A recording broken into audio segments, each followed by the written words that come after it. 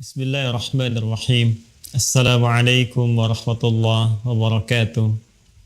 Yang kami hormati, semoga Allah Subhanahu wa taala memuliakan kita semua yang terhubung untuk sama-sama belajar di kesempatan sore hari ini. Izinkan kami mengawali dengan bermohon pada Allah Subhanahu wa taala, semoga kita semua senantiasa dirahmati oleh Allah, dibimbing, diberikan taufik dan diberikan kesempatan untuk mendapatkan syafaat di hari akhirat kelak.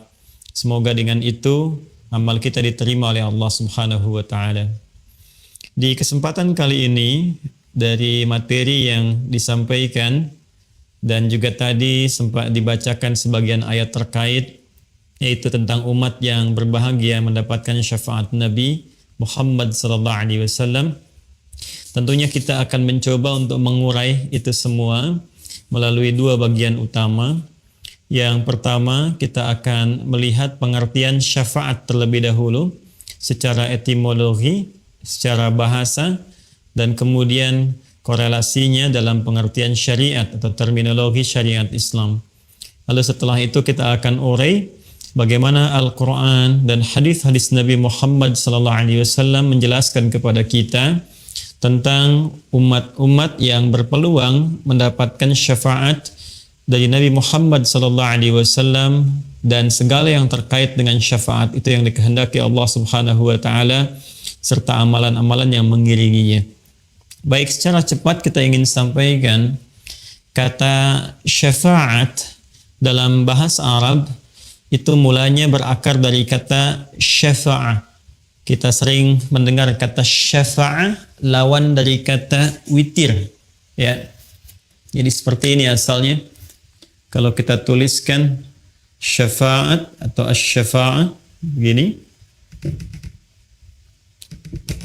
Nah, ini akar katanya dari kata syafa', ya.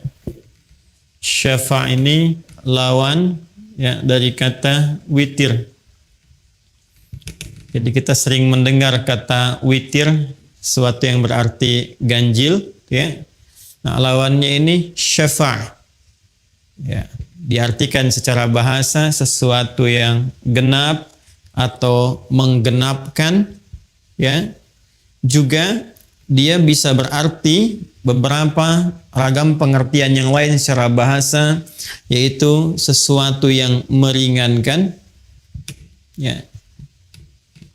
Jadi bisa diartikan sesuatu yang menggenapkan atau melengkapi, sesuatu yang meringankan, juga bisa diartikan satu permohonan,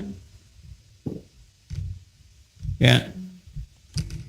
Bisa diartikan juga satu pemaafan, al-talab wal iltimas wal af wat takhfif, ya, wat takbil anis syai'. Sesuatu yang menggenapkan, meringankan, satu permohonan yang disampaikan atau pemaafan dari sesuatu yang pernah dilakukan. Ini secara bahasa, ya, kata syafa'.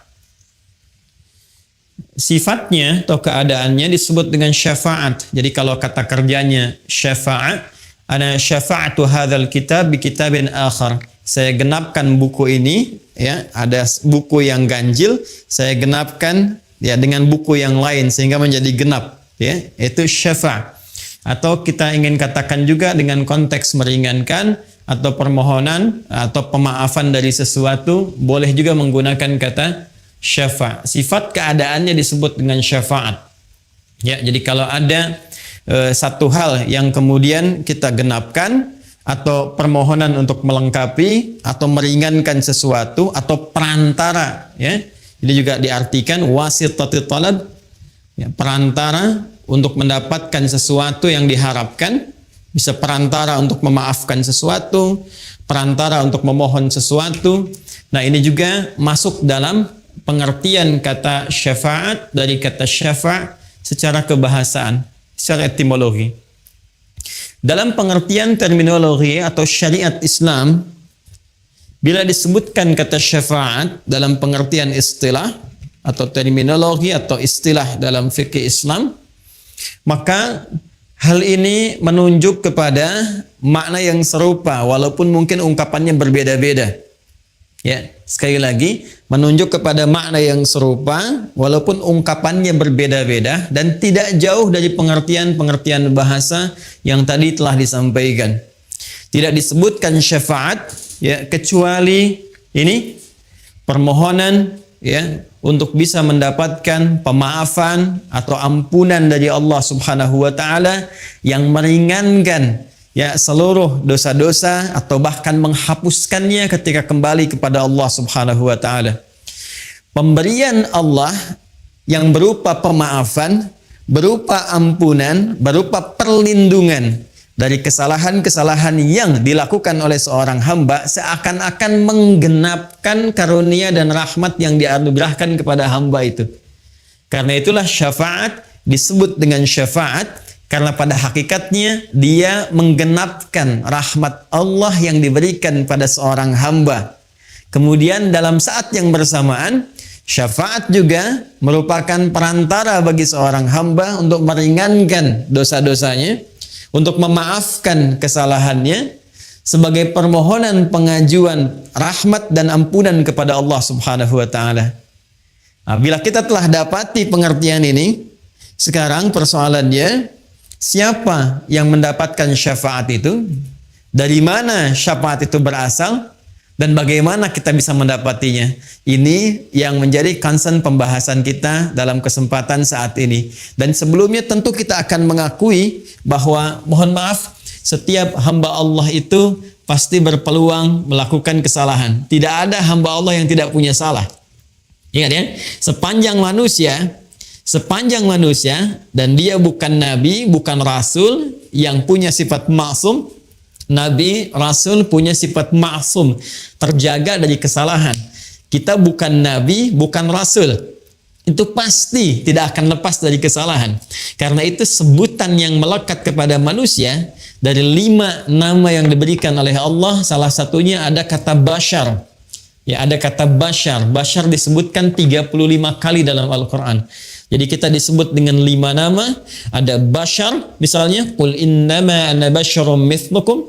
Atau Quran surah ke-15 ayat ke-28, wa idh qala rabbuka lil malaikati inni khaliqum basyara. Ya, disebutkan 35 kali dalam Al-Quran. Kadang disebut dengan ins.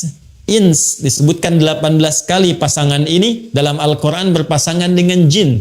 Ya ma'syaral jinni wal ins wa ma khalaqtul jinna wal ins. Kadang disebutkan dengan al-insan, ya, wal 'asr innal insana lafi khusr. Ya, kadang disebutkan dengan menggunakan an-nas, ya, qul a'udzu birabbin nas. Kadang disebutkan dengan menggunakan bani Adam. Ya bani Adam khudhu zinatakum 'inda kulli masjid. Semua penyebutan ini itu punya makna tertentu yang saling melengkapi makna-makna yang terkait dengan aktivitas kemanusiaan dan sifat-sifatnya. Kenapa manusia disebut dengan bashar? Ingin menunjuk kepada tampilan fisik dan keadaannya yang memiliki nafsu. Jadi kalau malaikat dicipta dengan jiwa takwa saja, karena itu malaikat tidak punya peluang berbuat salah. Quran surah ke-66 di ayat yang ke-6. La ya'sunallaha ma amarahum wa yaf'aluna ma yu'marun. Malaikat itu yaitu materi penciptaannya dari jiwa takwa, karena itu sempurna, kecenderungannya baik saja. Kata Allah, malaikat tidak punya peluang berbuat maksiat, menyalahi ketentuan, ya, kemudian mengerjakan tugas sesuai dengan tupoksinya. Anda tidak akan pernah mendengar malaikat misalnya, mohon maaf, malaikat Jibril korupsi ayat, nggak pernah dengar kan ya? Atau malaikat Israel tertukar mencabut nyawa, kan tidak mungkin terjadi. Jadi kalau kita mengharap kesempurnaan, itu di malaikat. Lawannya ada makhluk yang diciptakan dengan nafsu saja, seperti hewan misalnya, ya, belakangan kemudian dikompori oleh setan. Karena itu di Al-Quran malaikat dengan setan jumlahnya itu sama, 88. Malaikat disebutkan 88 kali, setan disebutkan 88 kali. Jadi malaikat jiwanya takwa saja, hewan itu nafsu saja. Nah, manusia itu menggabungkan keduanya. Saat tercipta keadaannya, ada jiwa takwanya yang cenderung pada kebaikan, sisi lain ada nafsunya yang nama lainnya disebut dengan fujur itu. Ya, Quran surah ke-91 Asy-Syams di ayat 7 sampai 10. Wa nafsin wa ma sawwaha fa'alhamaha fujuraha wa taqwaha. Jadi setiap yang bernama manusia itu pasti ada dorongan-dorongan kebaikan jiwa takwa. Nanti yang didorong oleh malaikat mendorong jiwa takwa kita supaya bangkit. Karena itulah ketika tadi ditampilkan misalnya ada pesantren begini, keadaan begini, itu sepanjang masih ada nilai kemanusiaan dalam dirinya, itu pasti akan ada dorongan kebaikan untuk merespon, walaupun responnya mungkin akan berbeda-beda, tapi minimal dia akan merasa, ya, dengar suara adzan, nah itu ada pancaran dalam jiwanya, itu jiwa takwanya untuk merespon itu semua. Sisi lainnya ada fujur, nafsu. Ini yang diprovokasi oleh setan, diberikan was-was. Ya, nafsu ini nanti sebagai lawan dari takwa. Jadi kalau ada sifat jujur, nanti di nafsu ada dusta misalnya. Ya, kalau di takwa ada sabar, di nafsu ada marah. Demikian seterusnya, saling berkompetisi. Nah, yang paling menarik karena dalam diri manusia itu ada nafsu, maka konsekuensi yang terjadi, Quran surah ke-12 Yusuf ayat 53. Wa ma ubarri'u nafsi innan nafsa la'ammaratum bisu. Ya, sungguh aku tidak bisa mengatakan diriku itu orang suci. Kenapa? Karena masih ada nafsu. Sedangkan nafsu kecenderungannya diprovokasi oleh setan untuk mengajak kepada hal-hal yang buruk. Ya, illa ma rahima rabbi, kecuali yang dirahmati Allah. Itu para nabi yang terjaga tadi. Karena itulah, karena manusia memiliki kecenderungan nafsu, tidak lepas dari kesalahan, otomatis dalam kehidupannya pasti berbuat salah. Pasti. Ya. Nah, ketika kita datang ke dunia ini, kemudian kembali kepada Allah Subhanahu wa taala setelah berpetualang, mencari bekal, berkehidupan, dimanapun kita beraktivitas, pasti ada jejak-jejak kehidupan yang pernah ditapaki oleh sifat takwa melahirkan kebaikan, itu yang disebut dengan amal saleh. Sisi lain ada jejak-jejak hitam yang ternoda yang disebut amal salah itu yang bersumber dari nafsu. Sekarang siapa yang bisa memastikan saat ini pada diri kita semua bahwa kebaikan kita, kesolehan kita itu lebih besar dibandingkan kesalahan kita? Siapa di antara kita yang bisa memastikan bahwa dalam hidup ini salahnya sedikit? Atau nggak punya salah sama sekali? Sampai sore ini saja, jam 4:05, dari pagi kita bangun sampai sekarang, berapa kali, saya tidak katakan kita, mata ini melihat yang salah berapa kali? Lihat handphone, ya, ternyata ada gambar yang tidak pantas, ada video yang tidak elok untuk dilihat, itu baru mata. Berapa kali pikiran kita berbuat keliru berpikir sampai dengan detik ini? Berapa kali telinga mendengar yang keliru? Ya, sampai ke ujung kaki. Kalikan berapa tahun kita menjalani kehidupan, berapa bulan, berapa hari terbayang. Dan dalam saat yang bersamaan kita masih mengharapkan surga. Saat bersamaan kita bisa mengharapkan rahmat Allah Subhanahu wa taala. Nah, dalam rahmat itulah sebelum kita bertanya kepada Allah, Allah memberikan jawaban. Dengan sifat rahmannya, dengan sifat rahimnya, ada peluang-peluang hamba Allah. Sekalipun boleh jadi pernah melakukan kesalahan-kesalahan di muka bumi, atas rahmat Allah tertentu, maka diturunkanlah satu penggenapan dari amalannya yang dengan itu bisa meringankan dosa-dosanya atau bahkan menghapuskannya, memaafkan kesalahannya dan menjadi perantara untuk mendapatkan rahmat yang terbaik. Itulah yang disebut dengan syafaat. Dan dari sini kemudian di Quran surah Az-Zumar, ya, surah ke-39 di ayat yang ke-44. Ya, Quran surah ke-39 di ayat yang ke-44 Allah menyampaikan, qulillahu syafa'atu jami'a. Ya, qulillahu syafa'atu jami'a. Allah minta kepada Nabi Muhammad sallallahu alaihi wasallam untuk memviralkan, Di bahasa orang sekarang ya, untuk memviralkan kepada semua umatnya terus berkelanjutan di setiap generasi. Bahwa hey, jangan bersedih, jangan putus asa. Karena dari sekian banyak hal yang kita lalui dalam kehidupan, saat berpulang kepada Allah, setiap hamba punya kesempatan untuk meraih penggenapan rahmat dari Allah Subhanahu wa taala yang bisa meringankan, bahkan menghapuskan dosa-dosanya, kesalahan-kesalahannya, sehingga dengan itu mendapati rahmat Allah Subhanahu wa taala. Apa kata Allah? Qul, katakan Muhammad sallallahu alaihi wasallam, qulillahu ya asy-syafa'atu jami'a. Masya Allah. Katakan Muhammad sallallahu alaihi wasallam, milik Allah lah. Ini ya. Milik Allah lah asy-syafa'ah. Ini syafa'at. Kalau kita kembalikan ke arti tadi, milik Allah lah syafa'at. Segala perantara yang dapat meringankan, ya, yang dapat menghapuskan kesalahan-kesalahan, dosa-dosa, permohonan untuk mendapatkan rahmat, penggenapan semua anugerah dari Allah Subhanahu wa taala. Katakan Muhammad, semua bentuk ini, semua dalam bahasa Arab, semua hal yang terkait dengan satu hal tertentu, semuanya bersifat holistik, komprehensif, itu bahasa Arabnya jami' namanya. Ya. Man ittasala fi hadha silk al-YouTube fi hadha al-masa jami'an.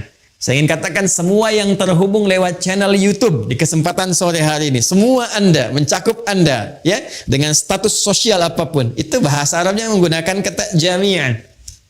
Ya, kata Allah, kalau ada peluang syafaat dalam bentuk apapun, saat kita kembali kepada Allah Subhanahu wa taala, khususnya di akhirat nanti, itu semua milik Allah, kembali kepada Allah Subhanahu wa taala.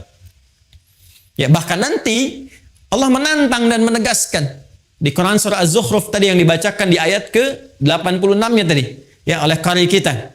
Ya, maka ditanya kan, ya, siapa yang bisa mendapatkan dan memiliki syafaat selain Allah Subhanahu wa taala? Nah, itu satu penegasan dari Allah Subhanahu wa taala untuk memberikan kesan pada setiap hamba. Pertama, setiap kita berpeluang mendapatkan satu perantara-perantara kebaikan, yaitu syafaat dari Allah Subhanahu wa taala yang dapat meringankan dosa-dosa kita, bahkan menggugurkannya dan menaikkan status baik kita di hadapan Allah Subhanahu wa taala. Yang kedua, juga penegasan dari Allah Subhanahu wa taala di surah yang lainnya bahwa selain Allah tidak memiliki hak prerogatif untuk bisa menetapkan syafaat yang dimaksudkan. Baik, kalau kita sudah paham sampai di sini, mengetahui makna syafaat secara istilah, pemilik syafaat itu siapa, baru kemudian kita bisa berbicara bagaimana kita bisa mendapatkan informasi tentang syafaat itu yang bersumber dari pemiliknya. Yang bersumber dari pemiliknya. Mari kita lacak Bapak Ibu sekalian ke Quran dulu. Surah ketiga Ali Imran di ayat ke-31. Setelah ini nanti baru kita akan masuk dalam turunan hadis-hadis Nabi sallallahu alaihi wasallam. Baik. Qul in kuntum tuhibbunallaha fattabi'uni yuhibbukumullahu wa yaghfir lakum dzunubakum. Baik, mari kita fokus pelan-pelan. Kembali ke makna syafaat yang tadi kita sampaikan. Ya, syafaat adalah satu anugerah, penggenapan dari amalan, pemberian ampunan, pemaafan dari kesalahan-kesalahan, perantara untuk mendapatkan rahmat Allah Subhanahu wa taala. Kalau kita ambil semua hal tadi, semua makna tadi, bukankah ini mengarah kepada cinta Allah Subhanahu wa taala? Yang menariknya, formulasi cinta dalam Al-Quran ketika seorang hamba mendapatkan cinta Allah, itu formulasinya, raihan yang didapatkan pertama kali adalah buah-buah dari syafaat. Buah syafaat itu kan ampunan Allah tadi kan? Ya, pemaafan dari kesalahan, peringanan dari dosa-dosa, bahkan penghapusannya. Itu ternyata ketika kita lihat di Al-Quran, buah dari syafaat ini yang tadi disebutkan, Itu lahir dari cinta Allah kepada hamba. Nah, formulasi cinta ini disebutkan langsung dalam Al-Quran serta konsekuensi untuk mendapatkan buah cinta tadi atau hasil dari syafaat. Ya. Yuk kita lihat Quran surah ketiga ayat 31. Qul, katakan Muhammad sallallahu alaihi wasallam. Lihat surah Az-Zumar tadi ayat 44, di sana qul, di sini qul. Qul, katakan Muhammad sallallahu alaihi wasallam, in kuntum tuhibbunallaha, jika kalian, jadi umat Muhammad sallallahu alaihi wasallam, sebagaimana dituliskan dalam tema kita, umat Muhammad sallallahu alaihi wasallam, ya, tuhibbunallaha, kalian serius mencintai Allah. Qul in kuntum tuhibbunallaha, jika kalian serius mencintai Allah Subhanahu wa taala, lihat kata kuncinya, fattabi'uni, maka buktikan cinta itu, buktikan komitmen cinta itu, fattabi'uni, dengan cara cepat mengikuti aku, yakni mengikuti tuntunan Nabi sallallahu alaihi wasallam. Teruskan dulu, yuhibbukumullahu, ini clue-nya. Yuhibbukumullahu, maka orang-orang yang mampu mengikuti tuntunan Nabi dalam kehidupannya, dalam dia beraktivitas, dalam dia mengerjakan segala hal, yuhibbukumullah, dia akan berpeluang mendapatkan cinta Allah Subhanahu wa taala, dan buah dari cinta itu wa yaghfir lakum dzunubakum, dan dengan itulah Allah akan berkenan memberikan ampunan dari semua dosa-dosa yang pernah ia lakukan. Perhatikan kalimatnya, yuhibbukumullahu, yuhibbukumullahu, kemudian pasangannya wa yaghfir lakum dzunubakum. Masya Allah. Yuhibbukumullah, Allah akan mencintai kalian. Ketika cinta diberikan, yaghfir lakum dzunubakum, yang pertama Allah berikan pada orang-orang yang mendapatkan cinta Allah, ternyata bukan materi dunia, bukan kedudukan, bukan harta benda, hati-hati, tapi ampunan dari semua dosa-dosa. Ini bentuknya jama'. Dzambun itu bentuk tunggalnya, dzunubun bentuk jama'nya. Ketika Allah mencintai seorang hamba, kata Allah yang pertama diberikan ampunan dari semua dosa-dosanya. Bukankah ampunan dari segala dosa itu adalah buah dari syafaat? Ya? Ya, kalau kita lihat tuh, ya, bagaimana hubungannya tuh, ya, gambarannya. Dari syafaat tadi telah kita uraikan, kemudian syafaat gambaran dari cinta Allah. Orang yang cinta Allah diminta untuk membuktikan cintanya dengan mengerjakan amalan tertentu. Lantas turun cinta itu, ketika cinta diberikan, maka buah dari syafaat itu ampunan dari semua dosa yang menggenapkan semua amalan itu diberikan oleh Allah Subhanahu wa taala.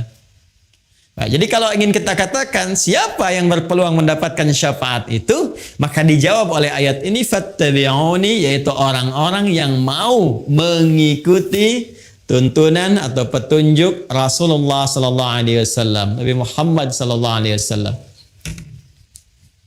Ya, karena itu sudah tepat kalau panitia memberikan judul dengan itu syafaat untuk umat Nabi Muhammad sallallahu alaihi wasallam. Ya, itu sudah ada clue-nya di situ. Bagaimana kita bisa mendapatkan syafaat? Syarat pertama ini. Mengikuti tuntunan atau menjadi umat Nabi Muhammad sallallahu alaihi wasallam. Ini bagian yang pertama. Baik, yang kedua, Bapak Ibu sekalian, setelah kita mendapati informasi ini, dan alhamdulillah kita telah masuk dalam frame syafaat yang dimaksudkan. Artinya peluang ini sudah hadir di hadapan kita. Ya, alhamdulillah sampai sore hari ini, ya, kita memastikan diri menjadi bagian dari umat Nabi Muhammad sallallahu alaihi wasallam. Alhamdulillah yang selalu diupdate, ya, komitmen itu, pernyataan itu 5 kali bahkan dalam sehari sedikitnya.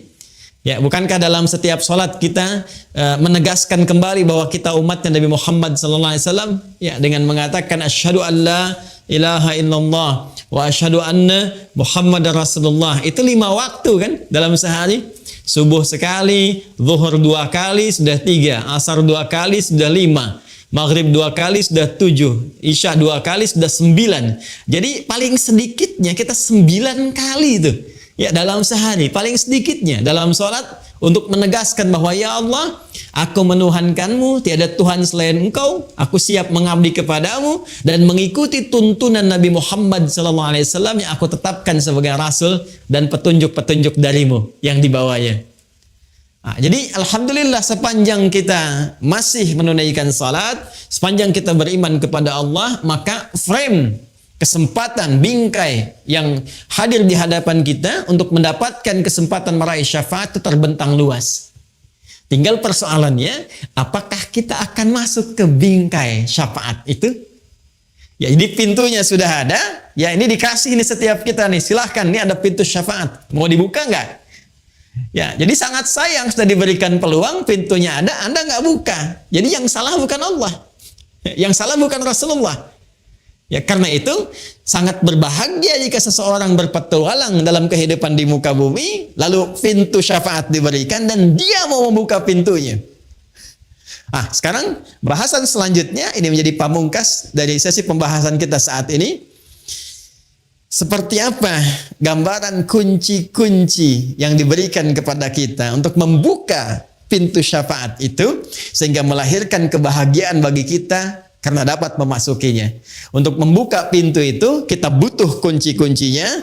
Nah, kunci ini yang akan kita urai di kesempatan kali ini untuk mendapatkan syafaat Nabi Muhammad SAW khususnya saat kembali kepada Allah Subhanahu wa taala.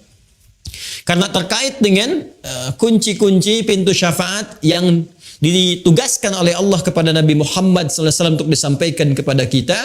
Karena itu kita akan berinteraksi dengan keterangan Nabi SAW, ya khususnya terkait dengan hal-hal yang berkelindan dengan persoalan syafaat. Karena keterangan Nabi SAW ada dalam hadis, karena itu kita coba lacak dalam kitab-kitab hadis Nabi Muhammad SAW. Baik, satu, ya kita sekarang akan masuk ke kunci-kunci pembuka pintu syafaat. Ya. Satu, ada dalam hadis riwayat Al-Bukhari. Ini ada kitabnya. Ya. Hadis riwayat Al-Bukhari. Dalam topik yang ketiga. Jadi ada 97 topik atau 97 kitab di Sahih Al-Bukhari. Topik yang ketiga, nomor hadis 99. Bab yang ke-33, babul hirfi 'alal hadis, ya bab semangat untuk mencari dan mempelajari hadis, riwayat dari sahabat Abu Hurairah radhiyallahu taala anhu.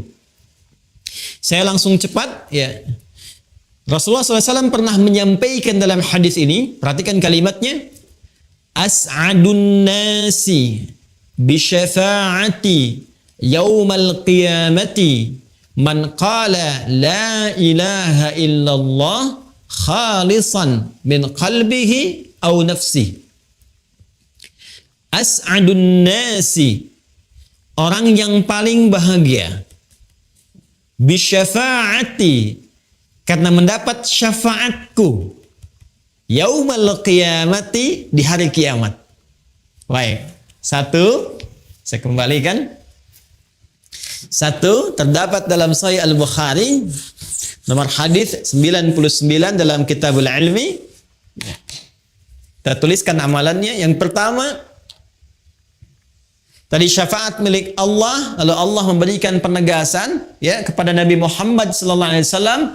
Penegasan yang pertama, Allah menyampaikan ada peluang diberikan langsung kepada Nabi Muhammad sebagai apresiasi tertinggi, penghargaan tertinggi pada seorang Nabi dan Rasul, ya, untuk memberikan syafaat dengan izin Allah Subhanahu wa taala. Siapa yang mendapatkan syafaat Nabi ini? Nabi sendiri yang langsung menyampaikan. Kata beliau, as'adun nasi, orang yang paling berbahagia. Ya, orang yang paling berbahagia, bi syafaati, yang mendapatkan syafaatku, yaumal qiyamati, di hari kiamat, man qala la ilaha illallah khalisan min qalbihi aw nafsihi, ialah orang yang mampu dengan ikhlas. Awas, orang yang mampu dengan ikhlas, dengan tulus mengucapkan la ilaha illallah, ikhlas bersyahadat, min qalbihi au nafsihi, yang bersumber langsung dari kalbunya, dari jiwanya.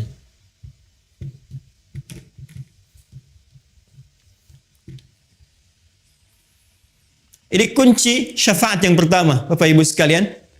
Kunci syafaat yang pertama, kalau kita ingin buka pintu syafaat ini, yang utama ini. Ya, yang utama ini. Sampai-sampai di hadis lain Nabi mengatakan, "Man qala la ilaha illallah fi akhir hayati dakhala al-jannah." Kata Nabi, kalau ada orang yang benar-benar bisa mengucapkan kalimat la ilaha illallah di akhir hidupnya sebelum ia wafat, kata Nabi, ia menggenggam surga. Dakhala al-jannah, ia berpotensi besar masuk surga. Ya. Nah, itu tidak mudah. Ya, itu tidak mudah. Nah, kuncinya di mana? Ini kalimat nabinya. Man qala la ilaha illallah khalisan min qalbihi. Orang yang berpeluang mendapatkan syafaatku, kata Nabi, di hari kiamat kelak adalah orang yang mampu, satu, mengucapkan kalimat la ilaha illallah dengan ikhlas, bersumber dari kalbunya, bersumber dari jiwanya. Ini penting saya jelaskan, Bapak Ibu sekalian. Bagaimana ciri seseorang yang mengucapkan syahadat bersumber dari jiwanya? Karena setiap muslim, tadi saya katakan, itu berpotensi mengucapkan kalimat syahadat. Artinya semua orang berpeluang mendapatkan syafaat.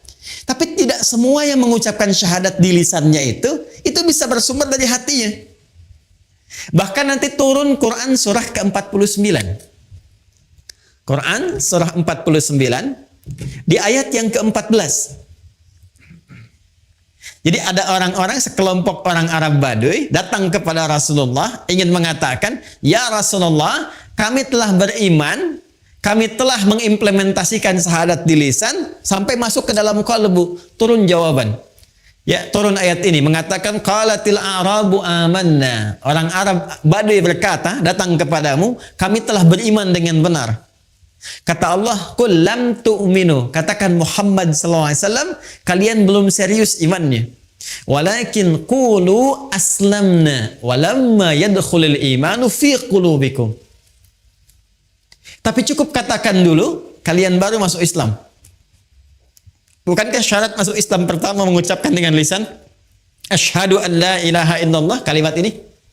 Asyhadu an la ilaha illallah wa asyhadu anna Muhammadar Rasulullah. Itu kan di lisan. Ketika diucapkan di lisan, sah dia sebagai muslim. Tapi persoalannya, apakah kalimat tadi yang disampaikan di lisan mengalir ke dalam jiwa kita? Ke hati kita? Ya, ini ada perbedaannya. Kata Al-Quran langsung ditegaskan, jika syahadat yang diucapkan itu mengalir sampai kepada kejiwanya, ya, maka ini akan melahirkan satu getaran dalam jiwanya, berbentuk sebuah keyakinan tanpa ragu terhadap apa yang ia yakini, yang ia peluk, yaitu Islam. Ya, keyakinan tanpa ragu itulah yang disebut dengan iman namanya. Orangnya disebut dengan mukmin namanya. Nah, ciri-ciri orang yang punya iman, yang bernama mukmin itu, ini punya cirinya. Ketika syahadatnya sampai ke dalam jiwanya, kemudian masuk ke dalam jiwa takwanya yang tadi saya sebutkan di awal, dia menjadi mukmin, bukan sekedar muslim. Ya, dia punya iman, keyakinan tanpa ragu dalam jiwanya, maka getaran keimanan ini itu akan menjadi cahaya yang memberikan bimbingan kepada setiap anggota tubuhnya untuk melakukan perbuatan sesuai dengan bimbingan imannya. Perbuatan dalam bahasa Arab disebut dengan amal. Bimbingan iman yang mengiringi perbuatan itu yang ditetapkan, disetujui oleh Allah, dianggap baik oleh Allah, disebut dengan salih namanya. Maka muncullah di sini istilah amal saleh. Amal saleh. Karena itu setiap kita menemukan kalimat iman dalam Al-Quran, itu seringkali diiringi dengan kata amal saleh. Sekarang tiba waktu asar kan? Tadi kan kita salat asar ya? Sekarang surah Al-Asr, lihat ayat surah ke-103. Wal asr. Ya, wal asr. Aku bersumpah, kata Allah, demi kesempatan waktu yang diberikan pada setiap hamba. Asar itu bukan sore. Asar itu setiap kesempatan yang diberikan oleh Allah kepada kita untuk beraktivitas. Innal insana lafi khusr. Setiap manusia itu berpeluang rugi karena tak mampu menggunakan kesempatan yang aku berikan, kata Allah, untuk meniti aktivitas yang baik. Illal ladzina amanu, kecuali orang-orang yang menjadikan waktu tadi sebagai momentum untuk mengkreasikan dengan imannya. Illal ladzina amanu, disebut iman dulu. Lalu setelah dia punya iman, apa dampaknya? Wa amilus salihat. Iman itu akan membimbing dia untuk mengerjakan semua perbuatan-perbuatan baik. Karena itulah Bapak Ibu sekalian, orang yang berucap dengan lisannya asyhadu an la ilaha illallah, kemudian sampai kepada jiwanya secara tulus, secara ikhlas, itu akan tampak semua karakternya dari setiap perilakunya. Jadi kalau kita ingin mengecek apakah keimanan sudah sampai kepada jiwa, itu bisa dilihat dari perilaku kita. Apakah iman itu memancarkan cahaya yang membimbing anggota tubuh kita untuk bersikap, akan kelihatan. Akan nampak dari perilaku seseorang. Sekarang kita cek. Di dalam Al-Quran, itu semua fungsi tubuh kita, itu seringkali didampingi dengan pendampingan iman. Kita lihat Quran surah ke-24 misalnya. Ya, ayat 30 untuk laki-laki, 31 untuk perempuan. Ketika menyebutkan fungsi mata. Qul lil mu'minina yaghuddu min absarihim. Katakan Muhammad sallallahu alaihi wasallam, pria-pria yang beriman itu pasti matanya hanya digunakan menatap yang baik saja. Bila yang ditatap itu tak baik, dia akan palingkan pandangannya. Quran surah ke-49 ayat 11 sampai 12. Ya ayyuhalladzina amanu, hai semua orang yang beriman, la yasra qaumin qaum, jangan gunakan lisanmu untuk berkata yang tidak baik, apalagi mencela orang lain. La yaghtab ba'dukum ba'dha, jangan bikin hoax, jangan bergibah. Ya, dari mata, dari mulut, lisan, tangan sampai ujung kaki. Ternyata ketika ini akan disebutkan fungsinya, perilakunya, Allah lebih dulu menyebutkan tentang ini, cahaya imannya. Jadi mata orang beriman ketika digunakan pasti akan menatap yang baik-baik. Lisan orang beriman pasti akan bertutur yang baik-baik. Tangan orang beriman menggenggam yang baik sampai ujung kakinya. Nah, semua kebaikan yang dikerjakan karena petunjuk iman itu yang disebut dengan amal saleh. Jadi kalau ada orang yang ingin masuk dalam pintu syafaat, mendapatkan kunci yang pertama, secara singkat rumusnya adalah ini, la ilaha illallah dengan ikhlas yang ditandai dengan meningkatkan amal saleh dalam kehidupannya. Jadi kalau ada, mohon izin, mohon maaf ya, menu amal soleh yang dibentangkan di Al-Quran atau dalam hadis-hadis Nabi Sallallahu Alaihi Wasallam, baik itu misalnya salatkah, infakkah, sedekahkah, interaksi dengan Al-Quran-kah, pada hakikatnya, Bapak Ibu sekalian, itu adalah wasilah terbaik untuk mendapatkan syafaat kelak. Ya. Jadi kalau Anda bertanya bagaimana cara mendapatkan syafaat dari Nabi Sallallahu Alaihi Wasallam, hal yang pertama yang kita lakukan adalah, ayo kumpulkan amal soleh, buru peluang amal soleh yang masih ada peluang kita dapatkan sepanjang kehidupan Allah berikan kepada kita. Ya, jadi ini kunci yang pertama seseorang yang ingin mendapatkan syafaat dari Nabi Muhammad SAW khususnya, maka rumus umum yang pertama, sekali lagi saya katakan rumus umum yang pertama, artinya semua orang berpeluang mendapatkannya, ya, adalah mengumpulkan amal soleh dari semua peluang yang dibentangkan kepada kita dalam konteks kehidupan kita pada saat ini. Jadi silahkan Pak, ya, kalau nanti tiba waktu salat, ya kita membacanya bukan sekedar kewajiban, ini peluang saya mendapat syafaat nih. Kalau saya tinggalkan, saya malas-malasan, sekarang Anda merespon sholat dengan malas-malasan. Coba bayangkan kalau di hari kiamat, nanti syafaat yang didapatkan oleh Anda pun juga bersifat malas-malasan. Ya Rasulullah, saya ingin syafaatmu. Ya, malas nanti aja. Kamu tunggu giliran gitu kan. Ya, karena itu ketika disampaikan dalam Al-Quran, semua yang minta itu, yang ingin A, ingin B, ingin berdoa dan sebagainya, itu stimulusnya selalu amal soleh. Silahkan cek Quran surah kedua Al-Baqarah ayat 186. Ya, ketika Allah menyampaikan wa idza sa'alaka ibadi anni fa inni qarib.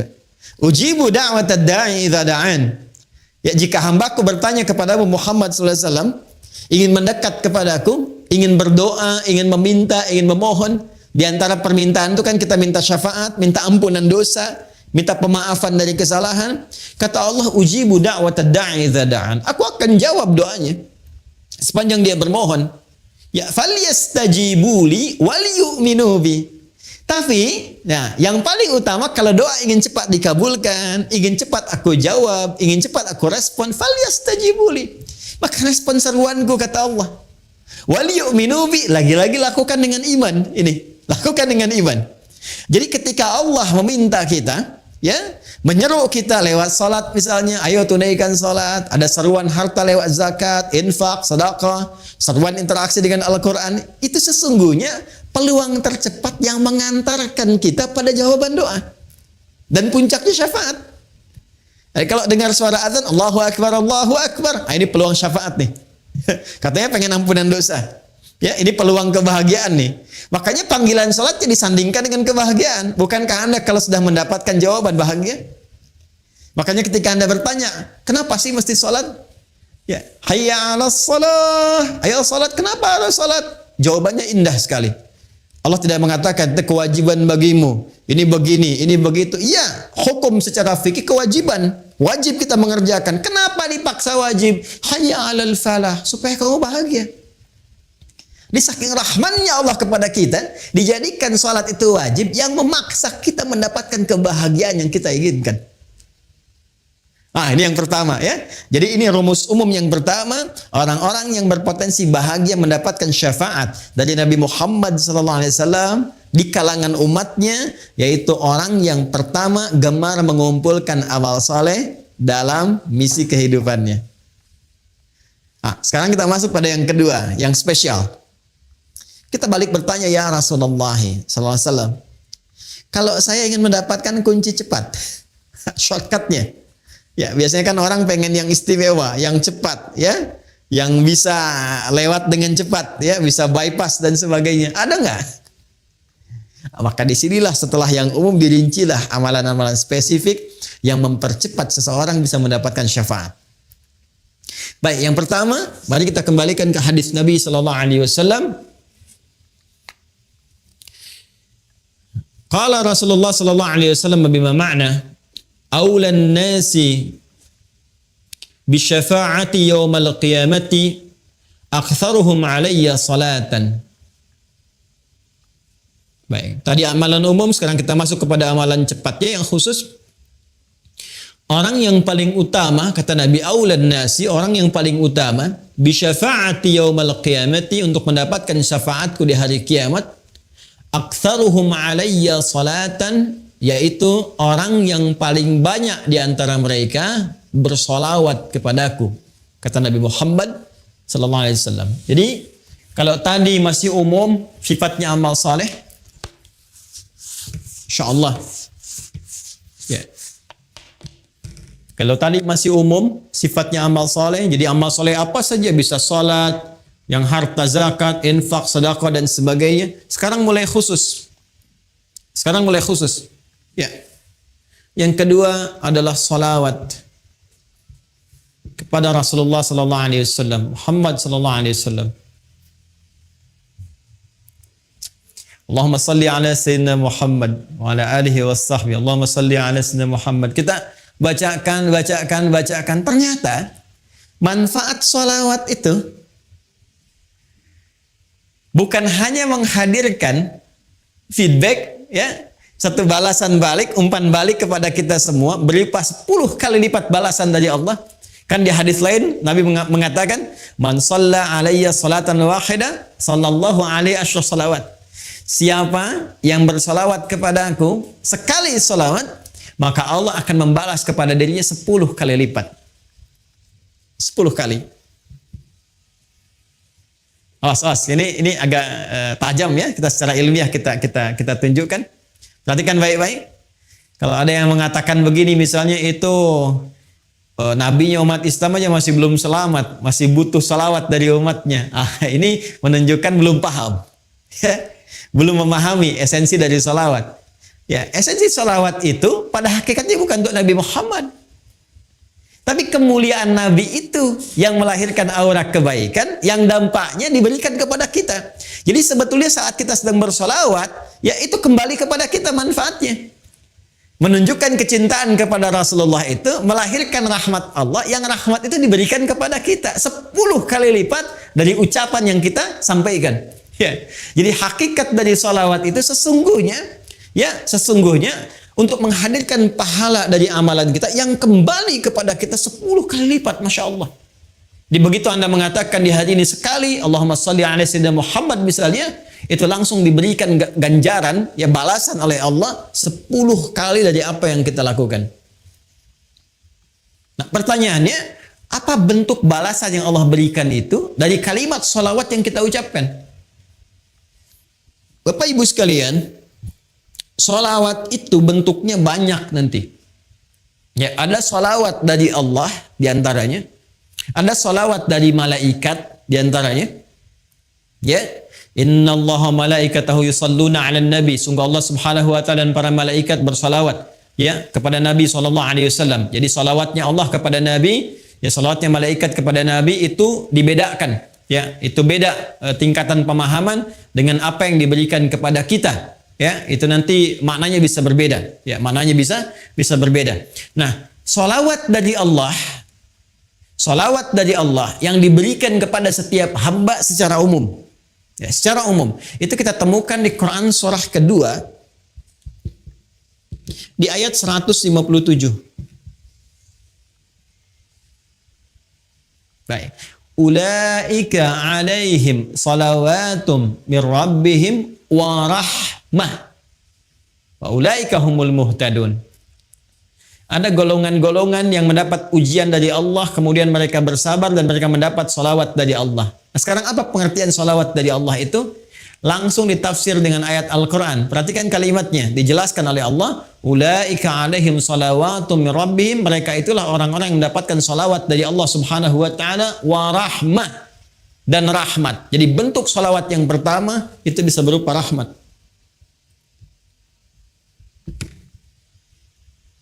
Sedangkan puncak rahmat itu, puncaknya itu ampunan Allah. Ya. Puncak dari rahmat Allah yang diberikan kepada hamba itu ampunan dari semua dosa. Masih ingat Bapak Ibu, tadi di awal saya katakan, ya surah tentang syafaat itu yang punya Allah, bukankah di surat Az-Zumar di ayat 44 itu? Sekarang perhatikan Quran di surat yang sama, Quran surah ke-39 di ayat ke-53. Ayat ini turun merespon tentang seorang yang telah melakukan dosa besar, yang dia merasa putus asa. Oh, ini saya dapat nggak ampunan dari Allah nih? Diampuni nggak dosa ini nih? Dosa saya terlalu besar ini, terlalu banyak kesalahan yang saya perbuat. Tiba kemudian datang kepada Rasulullah turun ayat ini. Qul ya ibadiyalladzina asrafu ala anfusihim. Katakan Muhammad sallallahu alaihi wasallam kepada hambaku yang merasa israf. Mereka berbuat kesalahan yang sudah banyak dilakukan. Matanya, lisannya, telinganya, tubuhnya banyak berbuat maksiat dalam kehidupan. La taqnatu min rahmatillah. Jangan putus asa untuk mendapatkan rahmat Allah Subhanahu wa taala. Innallaha yaghfiru dzunuba jami'a. Kalau Allah sudah berikan rahmatnya, maka Allah ampuni semua dosa-dosa yang melekat pada hambanya. Jadi puncak ampunan Allah kepada seorang hamba yang berbuat banyak maksiat dan dia mau kembali kepada Allah adalah apa yang diberikan berupa ampunan total yang disebut dengan rahmat. Ya, sehingga ada yang mengartikan salawat dari Allah itu sifatnya ampunan, maghfirah, dan puncak dari maghfirah adalah rahmat. Ya, sedangkan rahmat itu disatukan dalam konsep salawatullah, salawat dari Allah. Quran surah kedua ayat 157. Ulaika alaihim salawatun rabbihim wa rahmah. Ya, sedangkan untuk mendapatkan salawat Allah ini cara cepatnya, shortcutnya kata Nabi, salawat pada Rasulullah. Ya.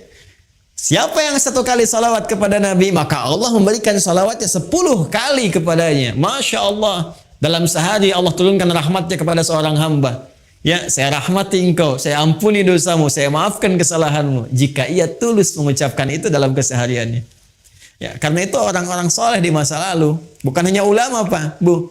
Ya, bukan hanya ulama, sampai ke level-level pemimpin. Ya, itu ada level pemimpin di masa era Turki Utsmani itu yang sehari itu bisa ribuan salawat kepada Nabi. Ya, Allahumma sholli ala sayyidina Muhammad, Allahumma sholli ala sayyidina Muhammad di sela-sela yang senggang. Ya, Anda sambil kerjakan tugas, sambil bekerja yang kira-kira waktunya luang, perbanyak sholawat, sambil nunggu misalnya waktu sholat, perbanyak sholawat. Ternyata di antara manfaatnya ini, berpeluang untuk mendekatkan kita meraih syafaat dari Rasulullah Sallallahu Alaihi Wasallam. Ya, dan jalur dalilnya telah saya sebutkan. 3, saya agak cepat ya. Nanti kita berikan 3 atau 4 saja ya. Setelah itu mungkin ada satu sesi sedikit waktu untuk kita berdiskusi, saya perkenankan ya. 3 dengan cepat. Nah, jadi ini amalan umum, amalan khusus salawat, amalan khusus lagi yang ketiga. Ini yang paling menarik. Ini yang sangat banyak ini ya. Ini banyak dan ini bisa menambah syafaat lagi. Ya, kalau yang ini kan tadi ya Allah berikan lewat Nabi Muhammad, ya kan? Ya, kemudian juga peluang ini salawat kepada Nabi Muhammad sallallahu alaihi wasallam. Yang ketiga ini kalau kita lakukan selain Nabi Muhammad sallallahu alaihi wasallam yang diizinkan oleh Allah memberikan syafaat kepada pelakunya ini amalannya sekaligus memberi syafaat kepadanya. Ya. Jadi kalau kita bersalawat kan bukan salawatnya, ya kan? Ya Rasulullah memberikan syafaat, ya diizinkan oleh Allah dengan salawat itu. Kalau ini tidak, kita mengerjakan amalannya, amalan itu dengan izin Allah memberikan syafaat kepada kita. Ya, bentuk amalannya. Apa itu? Interaksi dengan Al-Quran. Interaksi dengan Al-Quran. Masya Allah. Nah, interaksi dengan Al-Quran. Yuk kita bacakan hadisnya. Qala Rasulullah sallallahu alaihi wasallam, "Iqra'ul Qur'ana fa innahu ya'ti yaumal qiyamati syafi'an li ashabihi." Bacalah oleh kalian Al-Quran. Tingkatkan interaksi kalian dengan Al-Quran. Masya Allah. Nanti interaksi dengan Al-Quran dibagi 3 bagian. Ada yang membaca, memahami, ya, kemudian membaca, mengkaji, dan yang terakhir menghafalkan. Ya, menghafalkan. Ketiga-tiganya berusaha mengamalkannya. Dia mencintai Quran, dia berinteraksi dengan Al-Quran. Ini yang disebut ahli Quran. Ya, jangan salah paham ya Bapak Ibu ya. Ahli Quran itu bukan dibatasi yang hafal 30 juz, bukan. Ahli Quran itu yang punya kecintaan terhadap Quran dan bentuknya macam-macam. Ada dia belum hafal tapi rajin ngaji gitu. Rajin tiap hari.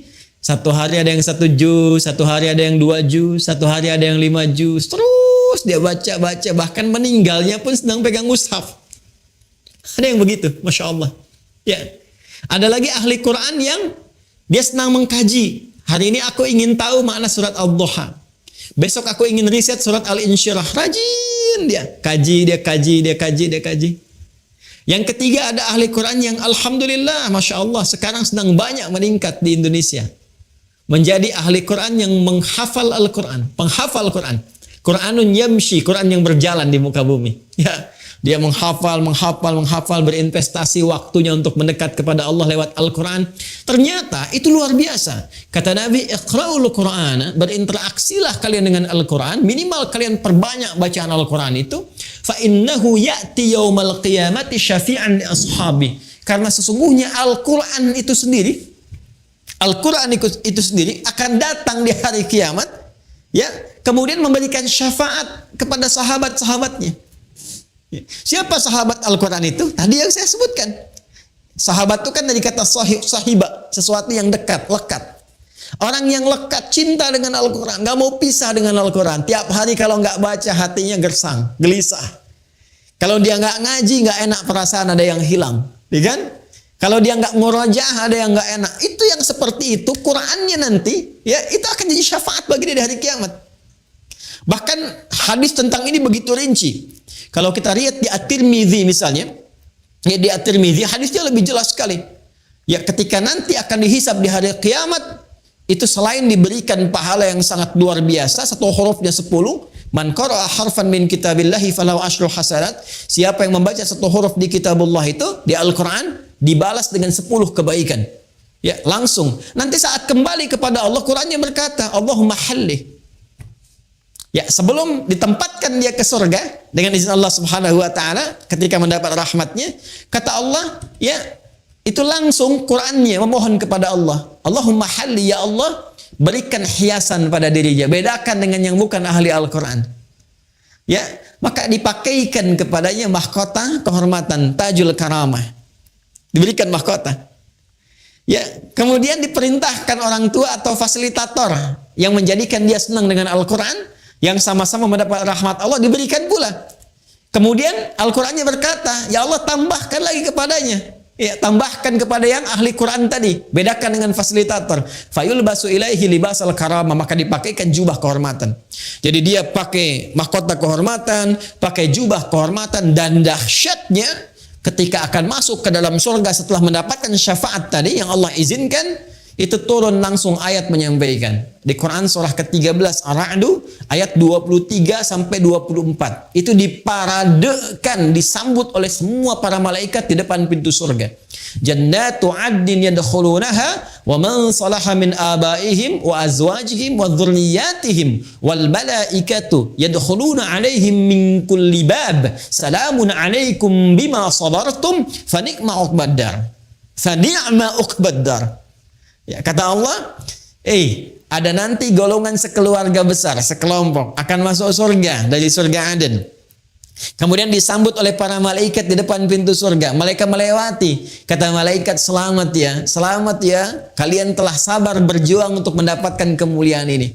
Sekarang silahkan nikmati tempat terindah yang paling nikmat yang belum pernah dijamah oleh siapapun dari makhluk Allah Subhanahu wa taala. Ahli Quran. Ahli Quran.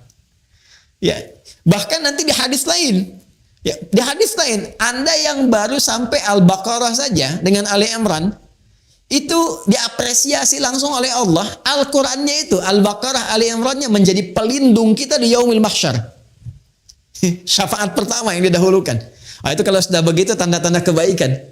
Kan di hadis umum itu cuma 7 golongan kan? Masih dengar? Ya, masih ingat? Sab'atun yadhilluhumullahu fi dhillin yauma la dhilla illa dhilluh. Ada 7 golongan yang dilindungi, dinaungi di hari kiamat. Ya, saat proses hisab itu, saat semua orang tidak berpotensi mendapatkannya, 7 golongan dapat itu. Ya, al-imamul adil, ada pemimpin yang adil, dan terusan-terusan yang lainnya. Ya, tapi dari sekian banyak 7 golongan itu, ada orang yang punya khusus, spesifik, naungan khusus. Jadi kalau dia keluar dari naungan besar itu pun masih ada naungannya sendiri. Siapa itu? Adalah orang yang menjadi kerabat surah Al-Baqarah dan surah Ali Imran. Iqra'u Zahrawaini, kata Nabi. Hei, banyak-banyakin kalian dekat-dekat dengan surah Al-Baqarah dan Ali Imran. Zahrawaini. Ya, fa'innahuma, maka sesungguhnya mereka berdua, ya, yaitu Al-Baqarah dan Ali Imran itu, keduanya akan menjadi 2 awan yang menaungi khusus. Ya, ghamamatan. Ya, kedua awan yang menaungi khusus untuk hamba Allah ahli Al-Baqarah dan Ali Imran saat yaumul hisab itu terjadi. Ini syafaat. Jadi sekali lagi, ya, kalau kita persingkat dari bahasan dan waktu yang singkat ini, setiap orang yang ingin mendapatkan syafaat Nabi itu pintunya sangat berpeluang. Dihadirkan oleh Allah Subhanahu wa taala sepanjang dia menjadi umat Muhammad sallallahu alaihi wasallam. Hanya persoalannya, dia harus memiliki kunci untuk membukanya. Maka kuncinya terletak kepada amal-amal saleh. Dia bisa siapkan dari sekarang menu-menunya. Silahkan sepanjang punya kesempatan, Bapak Ibu sekalian, rumuskan amal saleh yang bisa kita lakukan saat ini. 1, 2, 3 dan sebagainya. Sepanjang kita mampu. Ya, kalau bisa, saya waktu kecil itu suka bikin buku isinya tuntunan amal soleh. Jadi saya tuliskan tuh. Kalau sholat ada berapa jenis, yang fardu, yang sunnah, terus gitu. Nanti kalau saya kerjakan checklist, kalau tidak saya silang gitu ya. Terus nanti di harta ada zakat, infak, sedekah, sehari targetnya berapa, sebulan keluar enggak gitu ya.